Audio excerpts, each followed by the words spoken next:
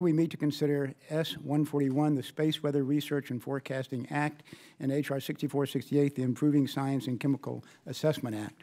And I'll recognize myself for an opening statement.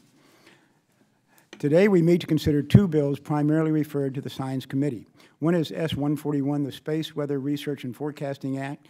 The committee will consider an amendment in the nature of a substitute by Representative Perlmutter as base text. The Perlmutter-Brooks substitute requires the establishment of roles and responsibilities for federal agencies within the nation's space weather enterprise. It codifies a formal approach to assessing and addressing the challenges posed by space weather in the areas of observation, forecasting, and response. Broadly speaking, space weather is the way the behavior of the sun and the nature of the Earth's magnetic field and atmosphere interact. Space weather can affect the modern technology we rely upon daily. The electric grid, oil pipelines, passengers on commercial airlines, and satellites that provide telecommunications and GPS services can all be impacted by space weather. Depending on the severity of the event, these impacts could prove disastrous.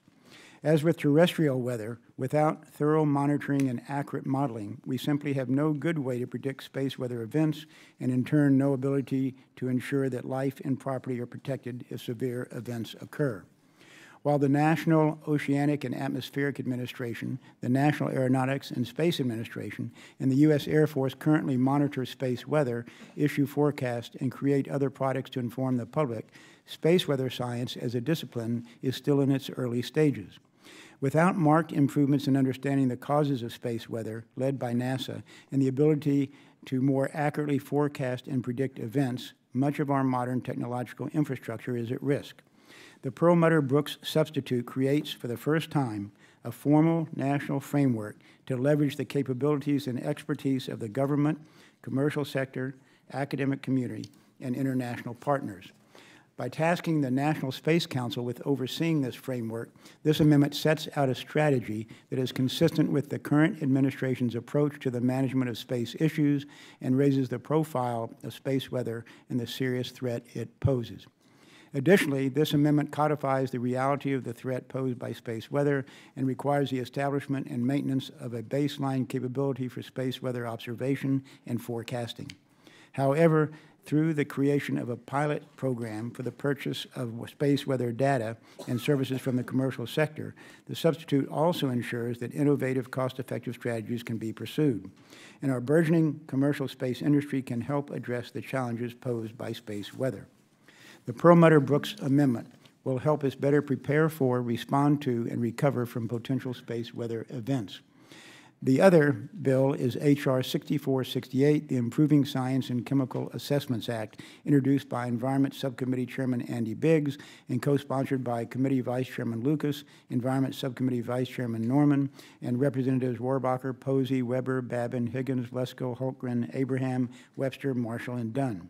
This legislation amends the Environmental Research, Development, and Demonstration Act to require any chemical hazard identification and dose response assessments previously conducted by the Integrated Risk Information System, or IRIS program, to be carried out by the relevant national program offices within the EPA. Since 2009, the Government Accountability Office and the National Academy of Sciences have raised multiple reports criticizing the IRIS program for a lack of transparency, procedural flaws, and improper science.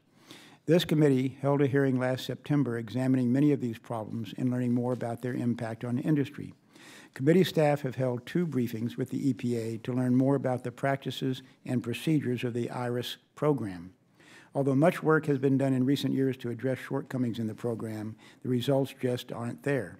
The time is right for an overhaul to bring the chemical assessment process at EPA back to its core mission of conducting complete and transparent scientific research as the foundation for regulatory decisions.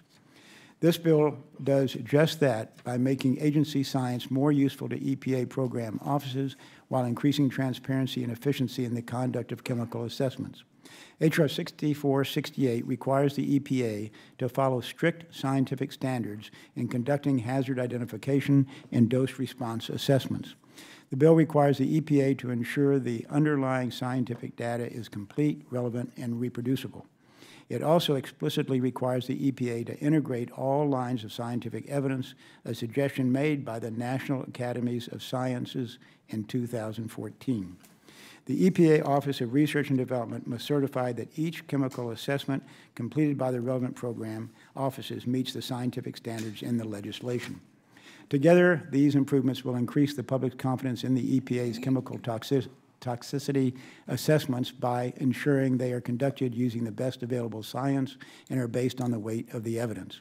Taken together, the two bills we consider today prioritize key programs and vital reforms within the Science Committee's jurisdiction. Though I should mention that the second bill also has joint jurisdiction with the Energy Committee, as John Shumkus just reminded me on the House floor a few minutes ago. I'll now recognize the gentlewoman from Texas, the ranking member, for her opening statement.